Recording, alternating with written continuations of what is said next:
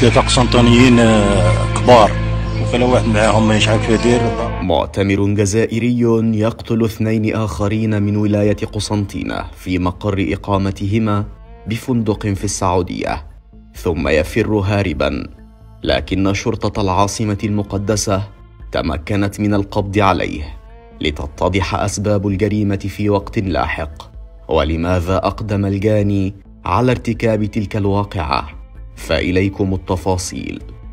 يقتلهم مهرب، يقتلهم في الزوج مساكن، بداوهم من الصباح. ما أسرع القدر وما أضعف الإنسان، فهناك في جناح الاستقبال لفندق السريج 2 في مكة المكرمة وقف المعتمرون في شرفات الفندق يتابعون المشهد في ذهول كبير، ولا أحد يمكنه تصديق ما يحدث.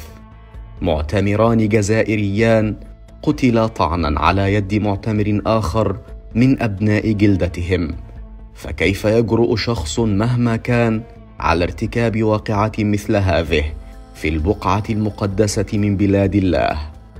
لا شك أن لغزا كبيرا يحيط بتلك الواقعة، لكن الأمين العام للاتحاد الوطني لوكالات السياحة والأسفار أوضح أن المشتبه فيه يبلغ من العمر 40 سنة، وكان يخضع للعلاج في مستشفى للأمراض العقلية بوادي العثمانية قبل سفره إلى البقاع المقدسة. وأضاف أنه أبدى تصرفا غير طبيعي صباح يوم الجريمة نتيجة ضغوط نفسية وعصبية كان يعاني منها في تلك الأثناء، فأخرجته عن طبيعته العادية.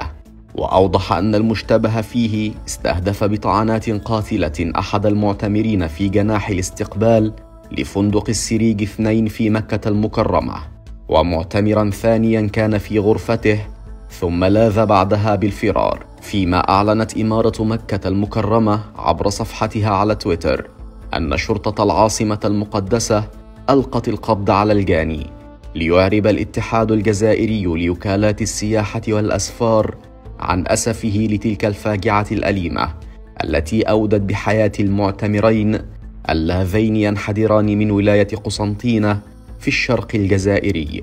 ليبقى الدعاء على ألسنة الجميع بالليل والنهار: اللهم اكفنا شر الحوادث وفواجع الأقدار. يقتلهم مهرب، يقتلهم في الزوج مساكن، بداوهم من الصباح.